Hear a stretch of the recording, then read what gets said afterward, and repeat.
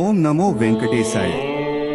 ఈ రోజు తిరుమలలో స్వామివారి దర్శనం కోసం భక్తులు సాధారణంగా ఉన్నారు. ఈ రోజు ఫిబ్రవరి 1 అంటే శనివారం రోజు దర్శనంకు సంబంధించిన తిరుపతిలో స్వామివారి దర్శనం కోసం SSD టోకెన్స్ ఇచ్చారు. ఈ రోజు శనివారం ఉదయం 5 గంటలకు వైకుంఠంలోని 2 కంపార్ట్మెంట్స్ లలో మాత్రమే ఎలాంటి దర్శనం టికెట్స్ మరియు టోకెన్స్ లేని భక్తులు వెయిట్ చేస్తూ ఉన్నారు. నిన్నటి రోజు శుక్రవారం రోజు 51,818 మంది శ్రీవారి భక్తులు స్వామివారి దర్శనం చేసుకున్నారు. అలాగే నిన్నటి రోజు 19,023 మంది శ్రీవారి భక్తులు స్వామివారికి తలనీలాలు సమర్పించారు. 2,52,00,000 రూపాయలు భక్తులు స్వామివారికి సమర్పించిన హుండీ కానుకలు.